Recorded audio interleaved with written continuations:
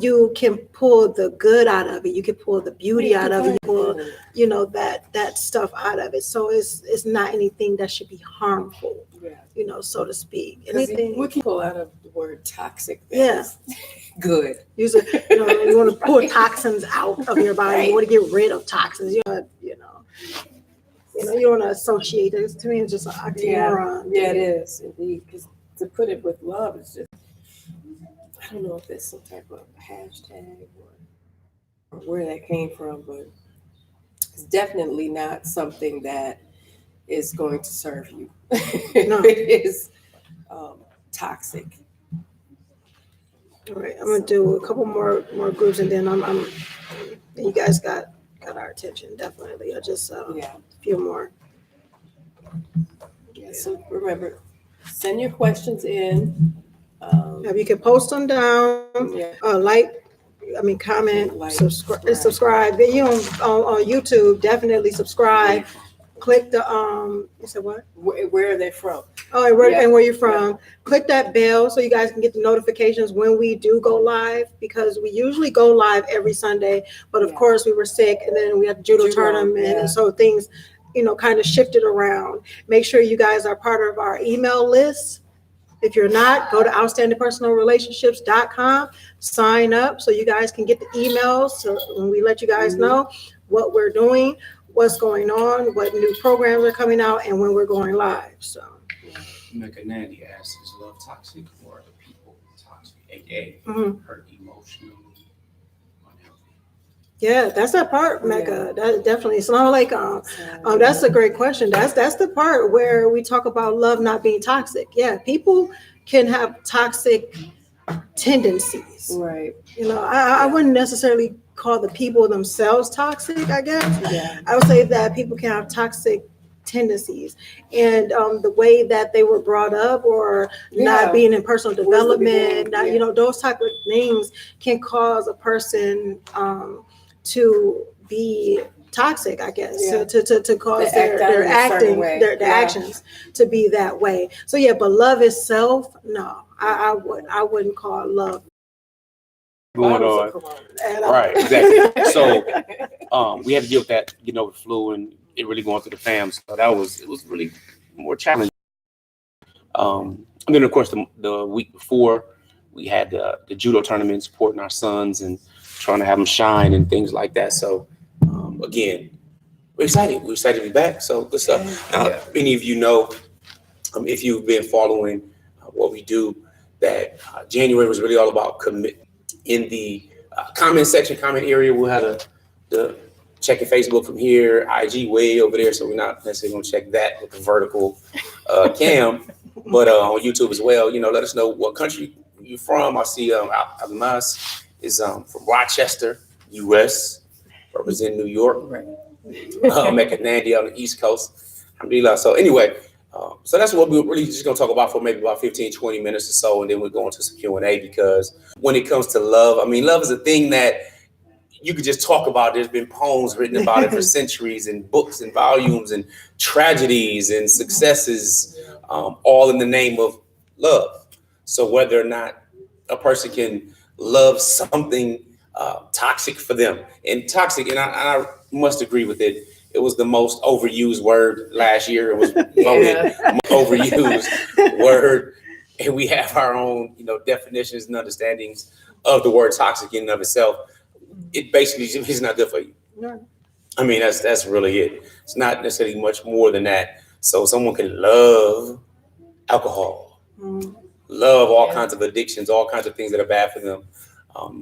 Period. Whether it's people, things, feelings, whatever it may be. So we are the ones, ultimately in control of that, if you will. But we're talking about love in a relationship perspective, whether it's polygyny, whether it's being a parent, whether it's as an employee or an entrepreneur, whatever it may be. There are many different ways it kind of expands. So we're going to talk about the relationship one, family-wise, so far as husband, wives, and stuff go, because with love, we're kind of going through a subtopic, I guess, dealing with vulnerability. And I guess maybe one of the best definitions of that may be seen as being honest with yourself, honest love. So I guess we'll start there this week, starting this second week of February. So I'm gonna I'm gonna get a throat lozenge, as you can hear my voice.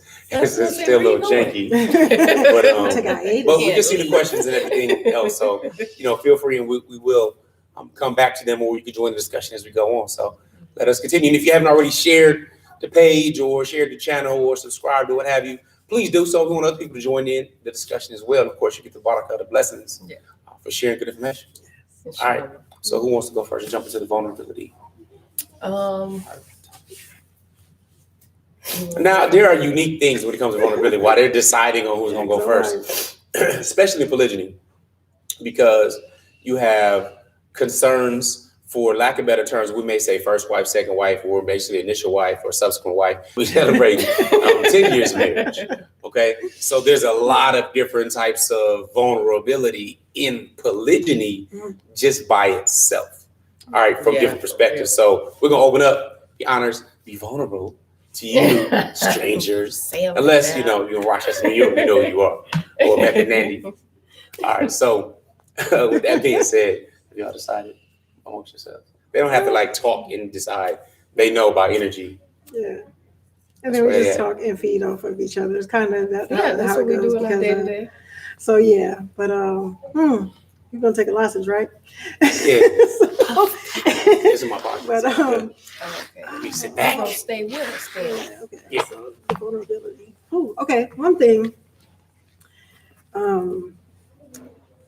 about the vulnerability and to being honest, I've learned some things and I'm learning still, and that's actually a good thing, and I can be vulnerable enough to say that, I don't know, I don't know everything. I don't think we do, but especially when it comes to relationships, love, all that other good stuff. But the vulnerability in polygyny, I'm going to talk, of course, incoming, subsequent wife, that type of thing, because I've been getting questions. Let's get into it.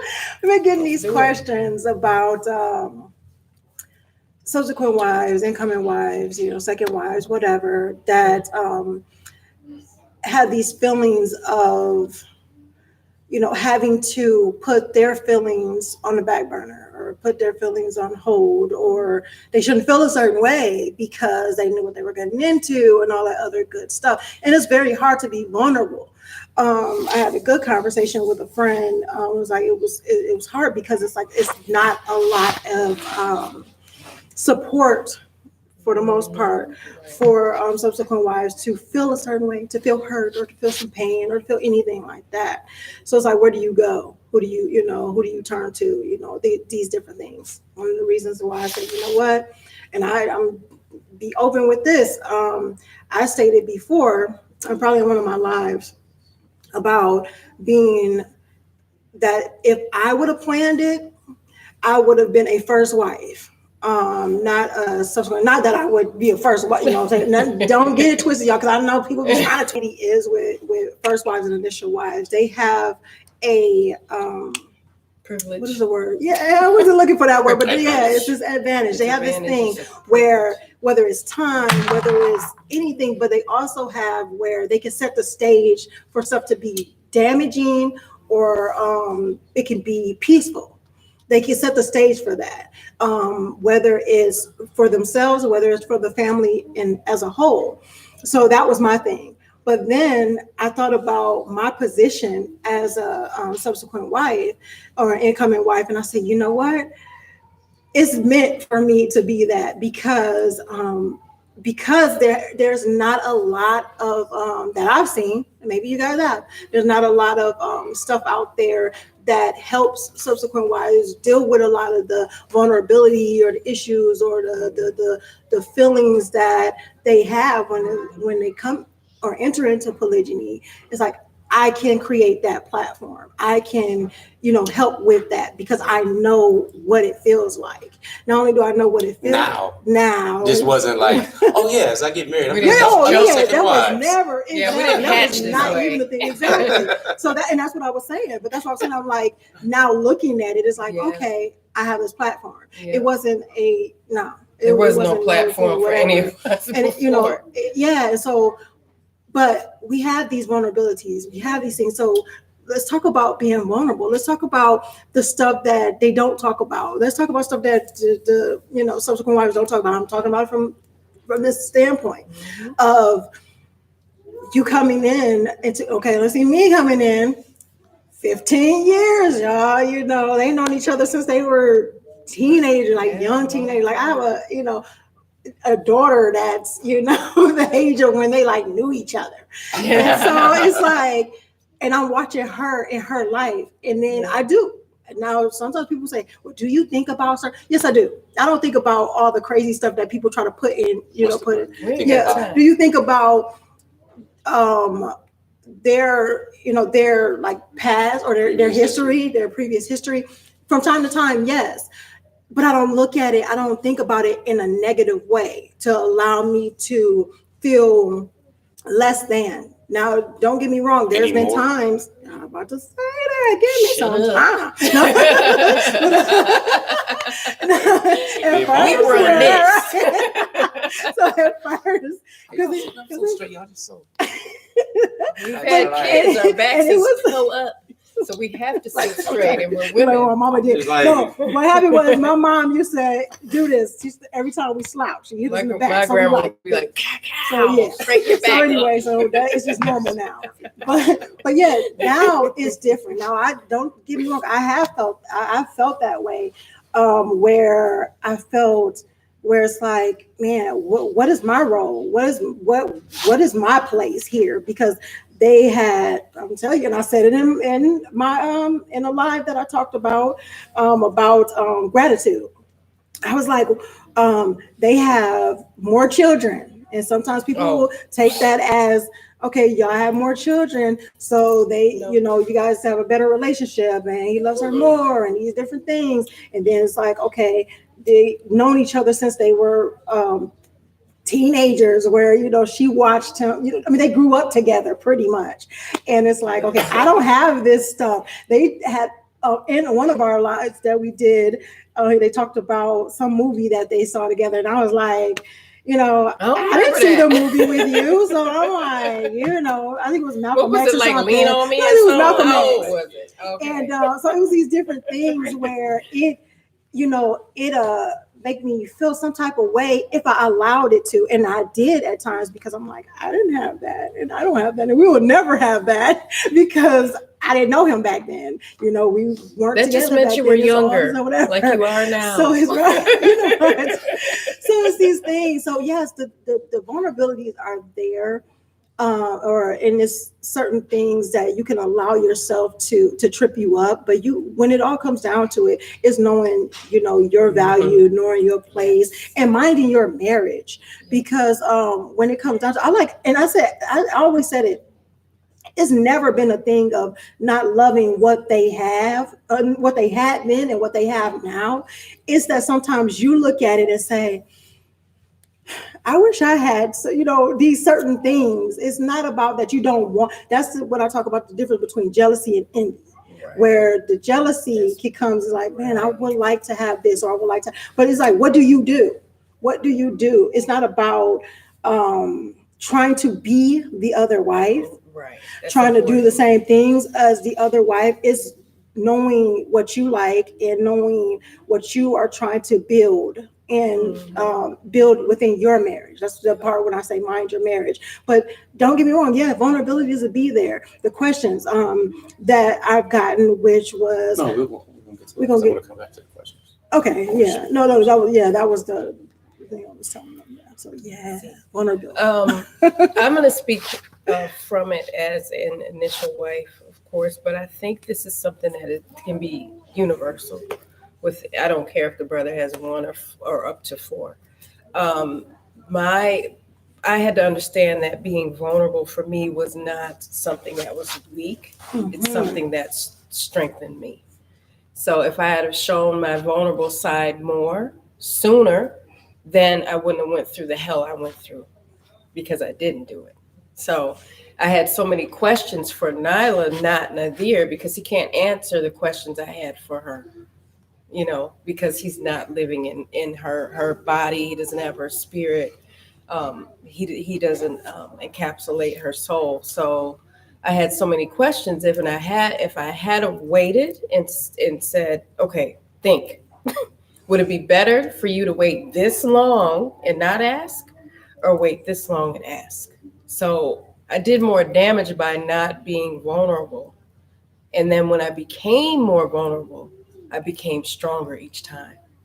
So a friend of mine was like, you know what, Fatima, these are things that will soften your heart, inshallah. You know, to be more vulnerable, the more you talk, the better off you'll be, the better the relationship will be, the less angry you'll be, the less sad or hurt you'll be. Ain't no hope. I won't be moved. So, and I am stubborn as they come. So, and Facts. but it is big facts in a big mood. But I'm a mood. But she loved me enough to tell me, I know that you're doing this. And I know you're being too harsh. And I know I didn't have to yell. I didn't have to cuss. I didn't have to comfort nobody. I had to do none of that. My silence was harsh. That was what that's how I show up as the harsher version of me. Now I get, he know Nyla done had to call me off a couple people before, but it's like, no, don't say it. Don't do it. But that was probably at my worst by not speaking. I was weakening myself. I was weakening everything around me, just mentally, and just my mental structure was damaged because I had all these questions, but I wasn't going to ask them. Why do we do I don't want to that? be vulnerable because vulnerability is weak. It's like it's looked at as weak, and it's not. It's a superpower. It makes you have to have courage to be vulnerable, And I knew if I asked a question, I was going to get an answer. And what if I didn't like the answer? That's something I want a controlled environment that I'm in. So it's big to open up because you won't believe how life will change once you open yourself up to the truth. And it set me free. I don't know about anybody else. No, I was scared. Yeah. I'm just real quick. I had the fear, because that was a thing too of reaching out, because the reaching out part was, you put yourself in a vulnerable position. Yeah. And you don't know if the person is going up. Yeah. And then it's like, it's like if you're taking what society deems of the proper etiquette of stuff, or, it's like, you don't know. And so you're like, okay, how do I do this? And, do you walk on eggshells? Do I do it's these certain things? So it's like, you do open yourself up for rejection. Yeah. You open yourself up for hurt. But you also open yourself up for the goodness and the beauty that will come if that is going to come. And that's the part of trusting. I think that's the thing, trusting yourself and trusting that, with me, and like trusting that Allah, the Most High, got it. I'm going to do what I can do, and I know I'm going to be as good as I can with it. And whatever happens, it was meant to happen anyway. All right. Now, again, if you're just chiming in, welcome. Feel free to share the video, invite some other individuals. If you are on our YouTube page checking us out, make sure you subscribe or like the video if you like it. If you don't like it, like it. But if you do like it, hit that button. Just to also just let you know, we do see some of the questions coming in. So Noble Hayat, alaikum salam wa rahmatullahi wa barakatuh. Where you chiming in from, sis? Ma'at, Ra, Destiny. Hey, how you doing? We see your question. We're gonna get to it as well. And Selena, I'm from Bakersfield. Assalamu alaikum, sis. Bakersfield. Bilal, alaikum salam wa rahmatullahi from Haiti. Then Hannah, you posted a question, and it's an important question. I don't see it anymore in the comments. If you could repost it, it'd be good. We've addressed it a few times, but it's a very important question and relatively common. So we do want to get to it. My act from North Carolina, good stuff. All right, I'm going to speak on it. Vulnerability from my perspective, obviously as a husband that practices polygyny. One is many times you have to be strong as a man anyway. This is period, part and parcel part of you as a man, and understanding the different types of strengths are important. So understanding that vulnerability, meaning that to the right people, can be beneficial because as a man, unfortunately, there aren't many resources when it comes to polygyny and expanding family, doing it in a proper fashion. You can get some black and white guides on some of the basic stuff, but there's so much flexibility in the way things are handled that guidance can be helpful. So sometimes you just have to make a decision and go with it. And you learn it out. You might be practicing the trial and error method because there's going to be some trial, there's going to be error, obviously. We're humans. We know the error part come with it, but you got to be courageous enough to do the trial. Like, okay, I'm going to do this. This is the way it's going to be. Or get some feedback, value the feedback, but you still have to make the executive decision. You're the CEO of the family. All right. So ultimately the decision is going to come to you. So with vulnerability, it's like, all right, I have to either make the decision because I'm the one that chose polygyny. It's not like somebody was like, hey, polygyny, come on over here. Let me go and introduce you to my husband. And then now we're in polygyny. No, not necessarily, because basically I'm monogamously married to one woman each, which technically means polygyny. We're not all married to each other, right? So with that being said, with vulnerability is recognizing, one, I don't know this. I'm going to try this. I think this will be one of the best ways to move forward. So whether it's scheduling time or whether it is going on a trip and deciding who to go on a trip with, how to make time up, or how to address somebody's emotions at a certain time, and making sure, information doesn't leave this house and it's not leaking to the other house through you and stuff like that. So, being vulnerable is like, look, I'm doing my best that I can. But now if I have my son with me and he's coming over like, I would either have to say it is what it is or try to make it some big old thing or try to change stuff around. But you don't have it all figured out. And it's okay not to have it all figured out as long as you're working in the right direction, as long as you have good intention and you're going in the right direction and they can see it. Yeah. Not just you're doing it. Right. Okay, I'm just going to do this. Nobody knows. I'm Superman. I got this figured out. No, because we going to say something. No, I know I'm going to say something. You still have to be going in a certain direction and have to know. So that's important there. And, that's just my 2 cents when it comes to it, because it's really a strength. She said a superpower. It's really a strength. And again, it's to know who. This is not for your mama, not for my mama. You know what I'm saying? I'm just saying, as a man, as that CEO, you can get advice from all over the place. Yeah. But not everybody you share information with is your friend. Mm-hmm. Not everybody you talk to that you call a friend or what have you may be looking out for your best interests. Right. So you have to know who you can be vulnerable with. Yeah. So it's important for me. I have to be open and honest with them. Otherwise, if I'm not, that's only hurting us. Period. So I'm not going to go to somebody that can't help my situation, that doesn't have good intentions for me or good advice for me, and share my vulnerability with them and allow them to use that as a weapon or something else. They'll do it. Okay, so that's important. That's what I mean by not just vulnerable to the world. Like, oh, look, world, I'm for you. No, you're not married to the world. It's none of their business. You know what I'm saying? So knowing who to share, be vulnerable with is important. There are a couple questions, though. One, the sister noted, she said, do you think you can be vulnerable too soon with your co?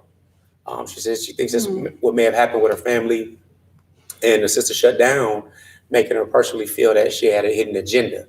So too soon, meaning within 8 to 10 months of courting with her husband. So can you be too vulnerable too soon? That would be more addressed to you as co-wives. Wait, she said court? Okay. Well, I don't think she's Muslim.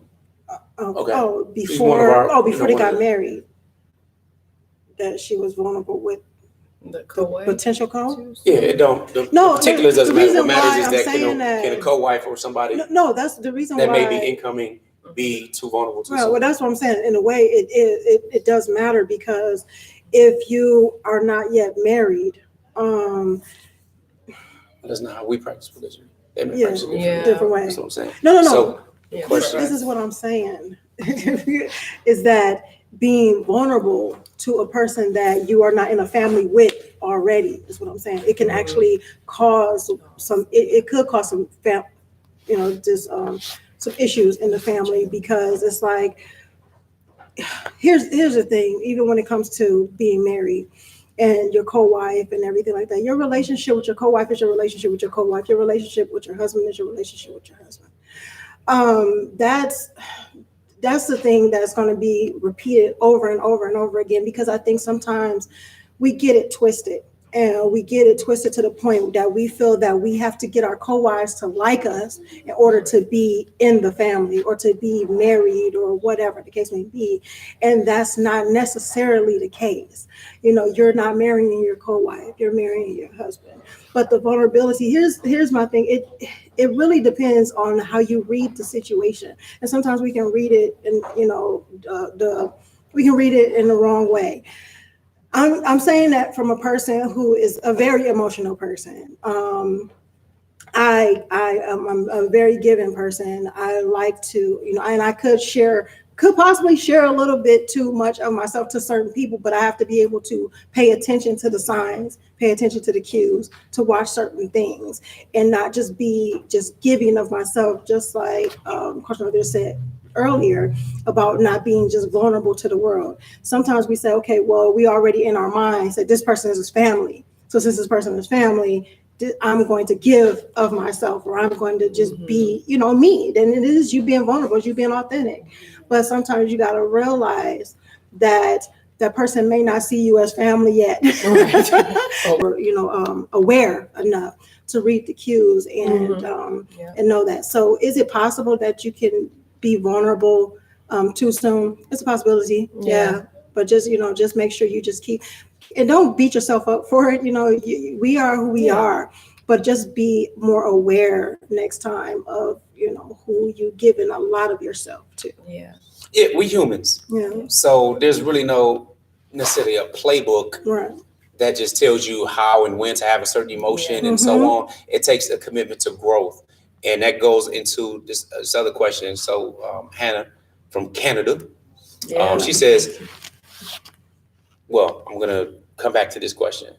But Selena goes and she says she's a first wife, and she's still struggling for after a year. So she's been in for a year. She still can't be around a co-wife without emotions. And this journey is hard for me. All I do is pray. So being vulnerable, being transparent. Listen, what you see now is the result of years of work, years of personal development, growth, challenging ourselves, prayer. Lots of prayer for each other. So we couldn't, after 1 year, we wouldn't be sitting here, hey, let's go live and go share it. Nope, not after 1 year. All right, despite whose goal it may have been, or somebody might have wanted it and everything else. So just being real, it takes some time. Some people it might be 6 months. Some people might be 6 years. That was more like our journey. You know what I'm saying? It was over 6 years. Okay, so it takes that time. Now, the peaceful part about that process was that both of them are respectful. I know who I married. They're still respectful, still gonna be cordial and courteous. So there wasn't gonna be any of the cat fighting all the little. There's not gonna be that. You know what I'm saying? I'm a man. As a man, you have to choose well. But to even want that as a first, because again, you don't have to, it makes things easier usually on the family and on the husband and children, stuff like that. But again, it takes time and it's a challenge. But on that constant growth and work and prayer, and I'm going to pass it to you. She can go to. I wasn't there because what I try not to do and what I tell people is the best happened or showed up in my life. So I have to, but that's the way I felt. But I also learned in that journey that I needed to do my work as far as being vulnerable and communicating. So I said, if somebody's being vulnerable with me, I wanted to be the person to receive it.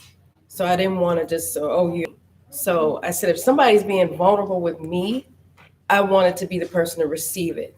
So I didn't want to just, you're being vulnerable. Bye, that's canceled. I didn't want to show up that way because I'm Muslim. I'm Muslim before I'm anything else.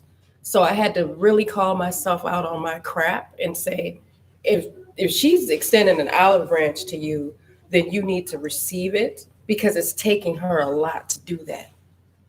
It takes a lot of courage. And I wish I had my shades close to me, but this is not how I show up in the world. I show up in the world with extremely black shades on at all times, unless I'm in front of the camera. It's a cloudy day, shades. So a lot of people say, oh, Fatimah's the one with the sunglasses all the time. That's her. She's always wearing shades. And that was something that I did to really protect myself early on, and then what was funny, see the irony of that hiding behind my shades at the time was that people would think it was Coach Nyla and trigger me all over again. So they were like, oh, I saw you. And I'm like, I wasn't there. It was like, oh, right. So I shot myself in the foot with this philosophy of, I just wear my shades and then people won't know it's me and I can hide behind this, this pillar, this tree over here. Ridiculous. So, but I noticed that when I was able to receive it and find a place of maturity, because I did all this work and all this personal development, I wanted to feel better.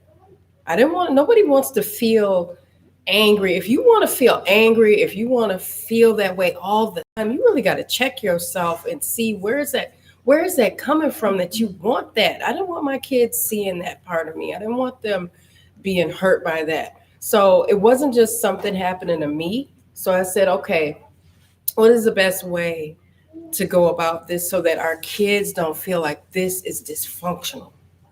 That's what I came for that. So there was a quote that if you come from a dysfunctional family, see to it that yours isn't.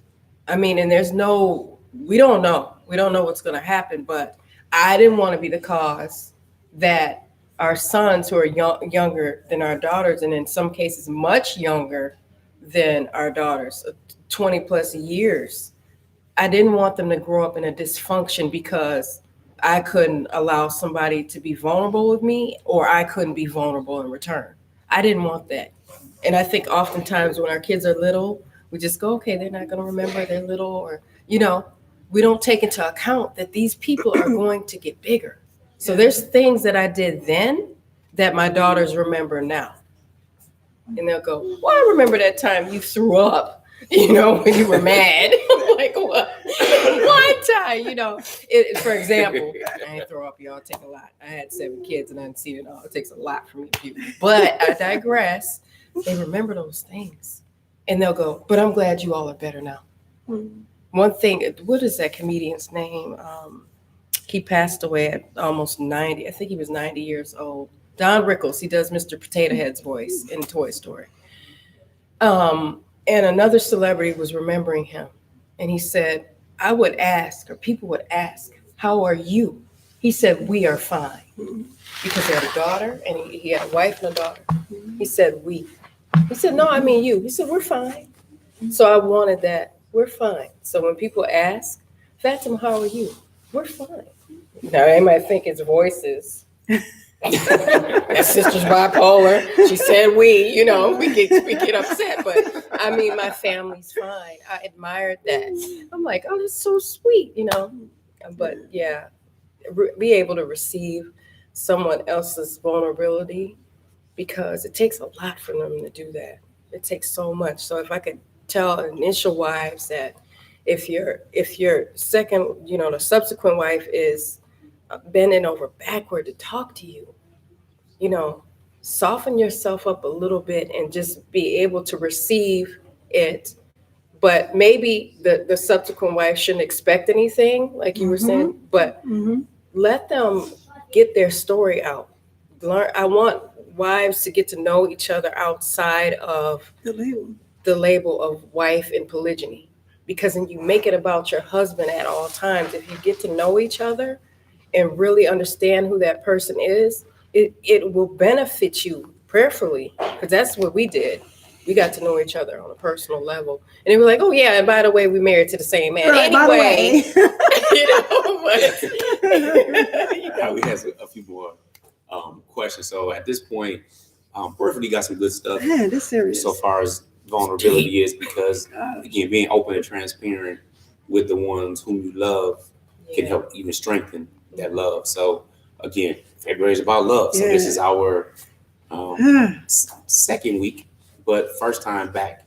But there's some other questions, some pretty important questions. So you want to jump on our sister in Canada's question? Hannah. Okay, and we get this frequently. Basically, you want me to ask it or you got it? Yeah, go ahead and ask. Because all right. I need to get my Sister says, I love my husband. All right, she's an incoming wife, so they're practicing polygyny. And it seems like probably she's like his second wife. Yeah, she said, I'm second wife. And his first wife is basically struggling with it and threatening to leave and stuff like that, causing that. So we've gotten that a number of times where a subsequent wife is like, yo, I ain't come here to mess that up. I just wanted to marry the man because he's a good dude. Yeah. And now his first wife over there tripping. Yeah, okay. I didn't know you was going to segue into like that. So anyway, no, I'm just saying, deal with we that. get the question a number of different ways. We do, so, and that is actually, it is real. It is. This is it's a thing. Like, it's actually probably the third time I've seen this question. That's right. Last one. Oh, that's serious because I felt the same way. So yeah, being vulnerable. Like it was a number of times where I said, you know what? I don't want to cause any type of issues, strife, drama, nothing. So maybe I should just fall back. What that does though, because there's a couple things. One thing it does is it makes it seem like you're doing something wrong. So and you're not. And you're not. You can't control what goes on in another person's marriage. You can't. If it's going to fail, it's going to fail on their accord, not on yours. Pre-existing stuff. Yeah. So would you deny yourself, the marriage that you want, that you deserve, that you're trying to build based on someone else's maybes or coulda, woulda, shouldas or anything like that? And not that you don't care about the other person, not that you don't care about, a person having a successful marriage, but you never know what may happen down the line, but your intentions is what it is, whatever it is. I know mine was, that's that part. And you never know what may happen down the line, but your intentions is what it is. Have a great marriage, have a big family, my daughter to have sisters. It was a lot of stuff that those are my intentions. Think about. I was watching, he said he made a comment about looking at yourself in 10-year increments, looking at things in 10-year increments, not just yesterday, not just tomorrow, or anything like that, but 10 years. If you look at yourself, look at what happened 10 years ago, where you were 10 years ago, and look at yourself now. Look at that. That's what's going to happen. You're going to get that beauty. That stuff is going to happen. You can't control what happens in anybody else's marriage. They have to work on that. You have to work on yourself, your marriage. And that love is going to shine through regardless. And then can I just say this? Nazir got on my nerves. Coach Nazir got on my nerves before he married Coach Nyla. So it didn't help, but he still worked my nerves before we even met her. So when people go, didn't he? And I bet you, no, I did all that before she came along. He was getting on them. So, and I messed with him. I roast him. I joke. But he was working them years before she came around. Come on, since we were teenagers, I was like, you know what? I don't like the way he closed that car door. He make me mad, boy. So there was a lot of stuff that happened before her. Or I don't like the way he snatched that tab on that diaper when he changed my baby. He might dislocate her hip. So it wasn't even like the sister came and it was just like trash. No. And then I told Vulnerability. bam. We didn't practice that either. But I see another comment that I wanted to address. There's a few different ones. There's quite a few actually. Come on, questions. All right. Opened up to us. Nice. Okay, everyone has their role. Everyone has their value. She's an additional wife or goes to make things as smooth as possible for her husband. Now, another question, and we get this freaking, the ladies get it. I get some of the questions, brothers. We're more like, yo, man, box you. I'm a thug. I want to hear. Get right to the point. So it says, she always tries to be vulnerable with her feelings, but her husband rarely sympathizes. He is dismissive and insensitive because he feels she should be stronger. I want to hear this. Is there anything that she can do? Tell him. Oh, y'all think this is me? Oh yeah, this is for you. Come on, black man. Come on. Come on, black man. All right. I'm laughing. We're not laughing at you, sis. No, Laughing because at this obviously guy. they feel that I've been dismissive and insensitive. They feel like, did you catch I it? cannot. I don't know. I can fathom it. My dude is savage sometimes. I'm just saying. That T comes That's out. that INTJ. They ain't no Being joke. vulnerable, being transparent. We are different. Yeah. Men and women are different. And the sooner we recognize that, the better. That doesn't mean we're dumb. That just means we're different. We can be dumb, men in general. We can be dumb and not catch a signal or read an emotion and all that kind of stuff. We're not as equipped as a woman to really do so. That's not our main base functioning as men. Is to go around and reading emotions and understanding and grabbing and Nurturing. not necessarily getting all of that. Nurture. Okay, so we'll be concerned about it, and then there may be a situation where something occurs or something like, listen, I thought about such and such, blah blah blah blah. I've already thought about that. I don't think it's necessarily that important. I'll push it back. Listen, it's just emotions. It's stronger. Let's go. Let's move forward, roll. Right? Let's go. Yeah. So the sooner we recognize, we just process stuff differently. Yes. All right. For sure.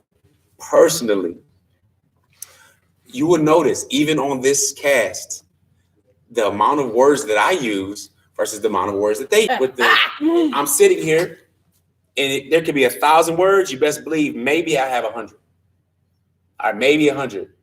Okay, unless I'm initiating it, then I might start it. But don't worry, I'm gonna lose the battle of words. There can be a whole lot more words. So, meaning that sometimes it's difficult, my personality type wise, and just being masculine. I'm thinking about other stuff that I need to do and bigger things in the world. So then I may inadvertently appear more dismissive. Not dismissing. I might take it in. You know what? She says this. That's actually a valid point. She's still talking. That's a valid point. And I agree with that. I'm going to try to do a little something different. I packed it up. I put it here. I'm good.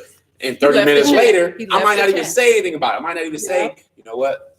That's the part. You're right about this and that, blah, blah, blah. And I really understand. Yeah, I don't always do that. I'm getting better. Right. It's a process. Yeah. But at the same time, they all not to just come and throw up all over me with all this emotional stuff about these. If you have something that's challenging you in this issue, no problem. Grab by the hand, sit down, we can talk about something. Or, but make sure it's a good time because with business, with children, with things that I have on my plate that I'm responsible for that are required of me, then I'm in a certain mode. And if you come to me talking about it, it's like ding, ding, ding. These things come off me. So that's true. So first thing I would suggest, one, find out your husband's personality type. Yes. By utilizing something like humanmetrics.com. And that can open up discussion about your emotional versatility and your ability to process. So it will help understand your husband. You can also understand you. Like both of my wives, they have the letter F in their personality types, which is not the T. I'm the T. So the F thing can beat me every time. You know what I'm saying? So I'm just, just saying. But as big as you may see it, because you women, you're far more equipped when it comes to child bearing and nurturing and all of this type of stuff, and seeing things from many different angles right away, sooner than we see it many times, seeing ill intentions of individuals or people, or just having a bad vibe and bad energy. It's so much better than that than us. So one, give us a little time to be patient, find out the person's personality type, and discuss or come to an agreement on when and how to discuss something. So if something's really troubling you, really bothering you, one, please make sure that time of the month is not there. You're not gonna get much productive stuff happening during that time. So if last week you were on your monthly cycle and stuff, you want to talk to him and he felt super dismissive, discount that. We get a pass on that. Let's talk when that's not the issue, okay? So that we can just make sure hormonally. Well, I don't want to be around you when I'm on mine anyway. You know, so I'm just saying. The chat. I'll be conversations aren't as productive during that time. So, I agree. You know, I would suggest that right there because again, we can appear dismissive. The way to get us to be less dismissive, find out what we thinking, what's the best way to bring an issue or a challenge and understand the way that person processes stuff. Right. Because y'all women, y'all knowingly being negative and disrespectful when they coming at you with something to ask something. I don't care if it's about what time this show comes on or did the mail come or did you see such and such. If you respond with that same type of energy as a lesson, like, oh yeah, and you just respond. But a few seconds later, it's like, you know, I was just doing that because that's how I feel when you do it to me. Sometimes, right? It's happened to me before. And then my wife would be like, you know, you do that. And I'll be like, I know I do. I know. I could really be, because I haven't had to own that before. I'm just okay, I'm gonna tell you, savage. that's Fatima. That's Coach Fatima. She's the one that will be real. She can let him know. But me, it'd have to be when we watching something and I'd be like, she got a reference point. I got to reference stuff. See, it's a difference. But this is the funny part. Let me tell you. But this is the thing for y'all to kind of, you see, it's different stuff. In polygyny, it's like we different methods and stuff of how to deal with these different things. But it's like, because I'm not that person that would be like, you know, sometimes I do. I do. I mean, like, you did that. Now you know how. Now that's how. You know, whatever. When you did that to me, that's how I feel. But it's very, very, very diplomatic. I'll be like, Nazir, don't play with me. Like, don't play with crazy. So so when people mix us up, it's funny because she's so kind and like, but I mean, she'll go off on you. She has to, but she's so kind. I'm like, she's so cute because that's not me. She said that too. I was like, am I like a puppy? So I was like, look at her go, because her go-to thing is not skepticism. Yeah. And I'll be like, what? You're right. You're like, what you want? What you want? What happened? So yeah, it's cool. But yeah, that's the thing though, when, you know, like those type of things, I like what you said though, when you said we are different, you know, and knowing that part and being patient. We have to be patient with one another. It's not always easy. I think it's not. And that's the thing. I think we lack patience because we want our point across. We want people to understand our point and our feelings. But then we got to look at it from oh my gosh, our kids hear it all the time. Like, how was the other person feeling? How is the other person feeling? Like, because they're like, I don't care about how they feeling. It's about how I feel. Right. But it's like, we just talked about this. So you got to look at it from the other person's point of view. And it's not always about, well, he don't do it to me, so why should I do? We're not about to play this back and forth tennis match. You know, it's like, you know, because I love this person, because I care about this person, because I want more in my relationship, I'm going to do this. And then I'm going to teach them, or we're going to talk about this together and ask them how they feel about it. Ask them if you want feedback, ask for the feedback. Ask for it. Don't expect the feedback. Be like, you know what? I said this. I just want to know what you think about it. I just want to know, how did you take that or whatever. So there's no miscommunication. See? All right. All right. Now we have some important questions. So let's get into it. These are similar questions from different perspectives. Okay. All right. So Kay says, how do I stop from feeling that he doesn't love me enough or doesn't care about me when he is with his first wife? That's the question. And another question from our sister, Aisha. How do I deal with the fear that my husband, if he marries another woman, he will love her more? Obviously, coming from a first wife perspective. Or that he will enjoy himself when he's with her more, especially when we have a lot of small children, income wife doesn't have any children or a lot less. The feeling that he would just have a more relaxing, enjoyable time. He could still be getting on nerves. I'll tell you that. Their kids are younger than mine are. So my baby is, two of them, because that oldest got me feeling old. But my 7-year-old is my youngest. you can have your 7-year-old or your 2-year-old or your 6-month-old in the house. But and none. Still, but that doesn't mean it's just always so smooth and wonderful. That's but it right. doesn't mean it's not. Yeah. You know? It's your relationship. Yeah, It's you think about what you're doing what when you you're do. with him. Right. Yeah. Right. And then plan things to do with him that are enjoyable to do with him, you know. Yeah. So for you guys. it'll take your mind away from Yeah. from what he's doing somewhere else. And I have so many kids, I don't have time to be. Oh my gosh, business, all types of stuff. It's like It's so much what, to do. what about the feeling that, oh, he's loving the other wife more? How do I deal with that? You know, issue? if we were talking about children, and I'll just briefly say, okay, we have 7, we have 12 in all. 12 in the family. Doesn't. Yeah, 5. I think about all 7 of the children I've had, and I've loved them all at the same time. And I don't go, I love my 25-year-old more than I love my 7-year-old, and I love my, my 13-year-old more than I love my 14-year-old. We don't measure it in length of time that they've been with us. We just measure it in that we love them because they're with us. We don't go, oh, I've been here. How long have I known you? A long time. There it is. Oh, Bam. Since 90. It's easy now. It's 30 years. years now, right? 30 years. Okay. Almost 30 years come August. Right. Come But September, she ain't know me, I knew her. boy, what did Beyonce say? Okay, I'm being bad. Cut that out.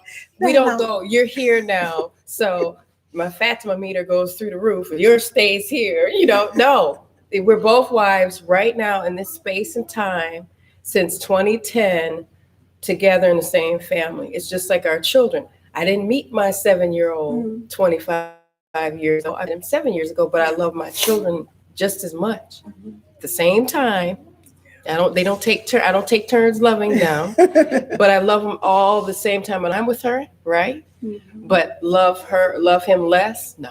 Right. I love That's her me. the same. Love expands. It does. And I indeed. think that's the thing that we gotta get out. We gotta really, really get that out of our head that it's this all or nothing, or this person more than that person, or anything like that. Like seriously, we don't need to measure like it. this is gonna be a thing that I really. Some people ain't gonna like it, but I'm seriously, this is me just coming from this place. Like we really, really got to get up out of that place of the, this competition thing as a family, because you married to the same man, like really. Because he's not thinking about it that way. Right. Like his thing is he has so many other things, not that, oh, I love her more than I love this. It's like build your marriage. Do the things that's going to create a bond between you two. Don't focus on what he's doing. I love him. And they're thinking about where I'm at peace. You know what I'm saying? And he could be at peace at both places if you guys allow that peacefulness to be in both places. Yeah, and if he does. Now, to continue, because we do have a few more. Sister Selena says, working on herself has distanced herself from her husband. She's been a little selfish. The more she wonders if this is what she wants. But then she also says, has Coach Fatimah ever thought about divorce? Absolutely, I have, because I was mad. And I said, well, instead of putting him, or what do they call that, choke slamming him. The actual psychological definition of mad, meaning crazy. No, it's rage. Anger. Hello? Anger. It was rage. It wasn't even anger, it was rage. Because I didn't want to sit in his decision. I didn't sign up to be a co-wife ever. So people one of the first questions we got when we started filming was, were you mad? And I'm like, heck yeah, I was mad in the mug. Just like, crazy. Because it was the way it was, this one was, because it's the way it unfolded in my life. I didn't feel cared about. So when you invest all this time and build this foundation, and then you feel like somebody doesn't care about how you feel about something, and he didn't walk up and, I don't care about how you feel about this. Bye. Going to my new wife's house. See you. He didn't do that. But the way care looked to me wasn't the way he presented it. And I wouldn't have never did it that way. But I also had to go, there were no resources. We don't have support. There's nobody to even talk to about this at that time. There was nobody that would perform. Even now, some of the masters won't even touch polygyny. They won't even, officiate a nikah or anything. They don't. No, bro. I don't want to do it. So I had to factor in so many other things. But yes, absolutely. I've thought about divorce a few times. I did, because I'm like, I don't want to sit in this decision. Like we all have thought about divorce. Yeah. I mean, real. Before I'm just Coach saying, Nyla came along. I think a lot of it comes with, being, it's a lot of the different issues that come up that we're like, you know what, is it just easier to call it quits than just work it out? But you find out later on in life that it's like, that's not why I got married. And I didn't get married to this particular, and I didn't get married to this particular person thinking that this is that my marriage is going to be temporary. Yeah. I absolutely didn't, because my parents never got married. So I never got married wanting to be. I've never been a single mom. I wouldn't even know what that's like. But I knew going in, I didn't want that. I didn't come from marriage. So my parents never, I don't even think they ever thought of getting married. They were so young, and they didn't have a lot of guidance either. And my parents, they had me when they were 16. You was at the wedding, right? I was 5 years old. The wedding lasted like 7 years, something like that. So they got married from 21 to 20. Yeah, I know. They're keeping it going with. I love these. I love all the comments. They're so beautiful. Yeah, guys. Thank you for showing up. The personality test is called the Myers-Briggs Typology Indicator, MBTI. Yes. I mean, yeah. We can all love different people differently. Yeah, like exactly. One of the terms I learned from my aunt who has passed was that sometimes you have to love people from a distance. Yeah. When she said that was like I was 18, maybe 19. I was young. She was awesome. And she came with so much wisdom. She was like, sometimes you have to love people from a distance. Because I was like, forget them. I'm done with them. They cut off. It's over. Whatever. He was like, right? So that's where I was at. Like, yo, whatever. I don't care. Cut it off. Emotional switch off. Broke. That's it. But she said, love from a distance. So I can love somebody from a distance. So absolutely, you can love women differently. Yeah. We love. There's no gauge on this. Like, you could be in love with somebody, really in love with somebody. You don't even know the person. You can't really control who you love.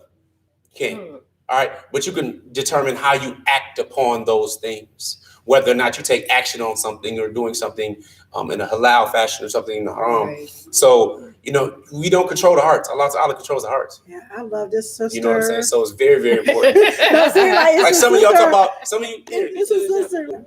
Anyway, so I'm like, I love her. Like, I feel like I could feel her spirit through her text or something or whatever. Like, we known each other for like we known each other before this life or something. I don't know, but it's like, I never met her. I don't even know what she looks like. I really do not know what she looked like. And I love the mess out of her. So yeah, like you can't control that. Like, that's something that you really, really can't control. But it's that's what I said, that toxic stuff, it don't match because love is so beautiful and you can feel it, and it's a beautiful thing. It's almost indescribable. Like, you never have to seen the person before. And like all relationships, we talk about them ending in tragedy. Yeah. So death's gonna come. One way or another is going to end.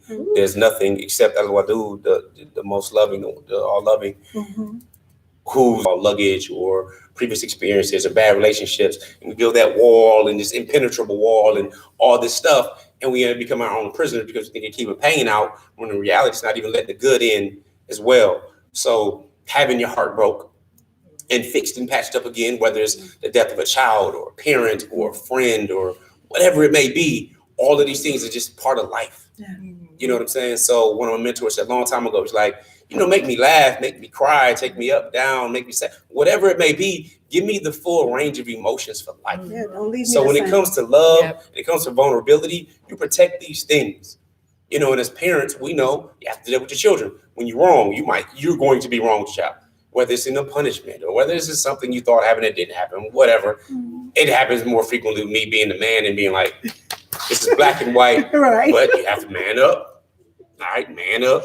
show love, compassion, vulnerability, nurturing, all of these things that you're not just sprinkled on. You actually learn, and then be like, listen, I was wrong, blah, blah, blah, apologize, so on and so forth. So we know how to act throughout life. The good part is I don't do it often. I was I'm about not an to idiot. say.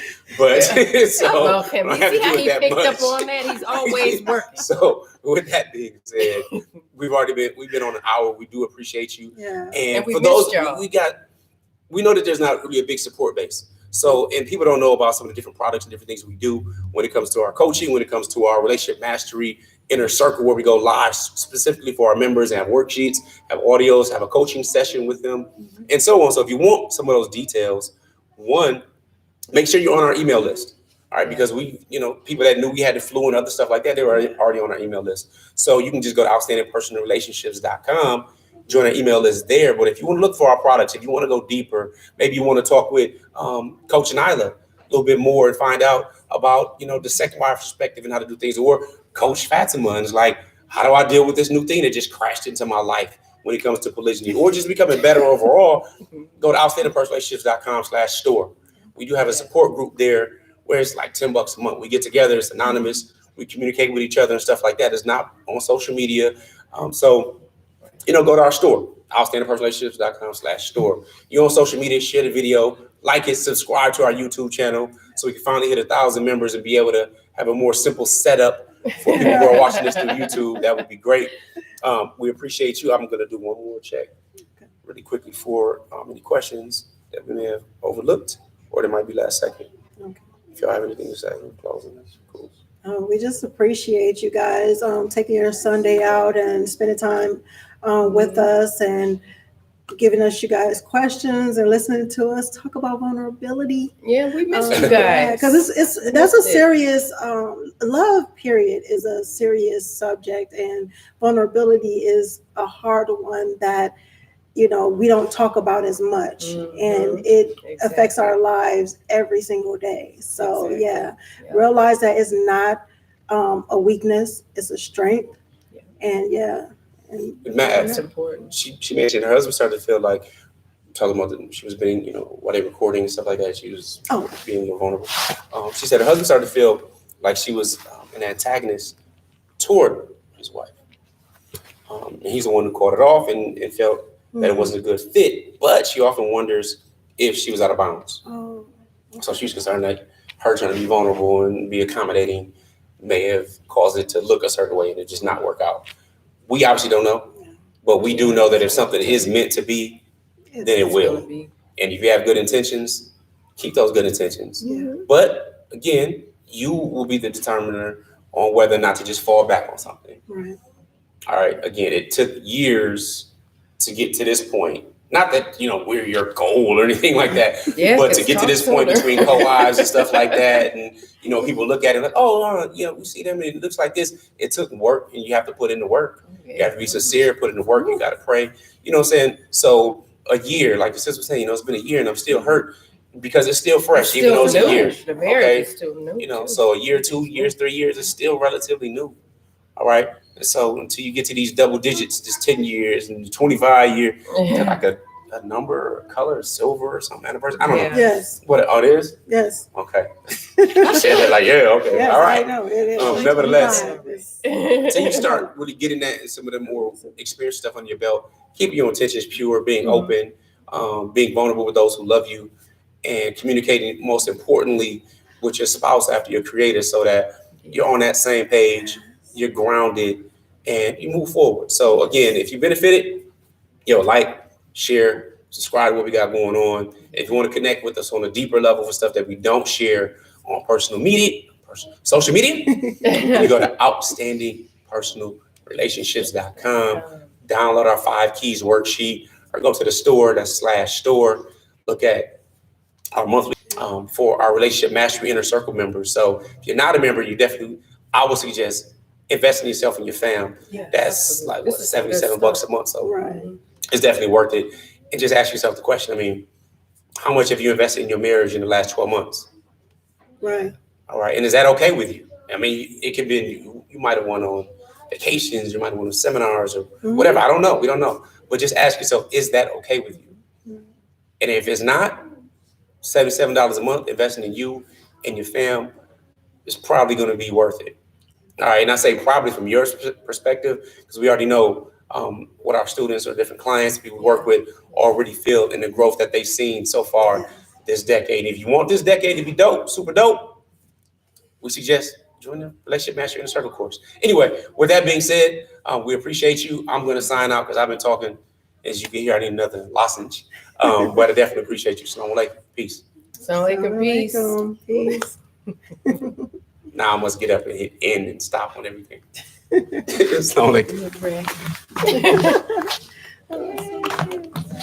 Such good questions. I actually knew that was. I didn't think it was going to be as serious. I didn't prepare for that, but it was good. Deep. It was deep. They ain't scared. No, they're not. That's some really deep questions.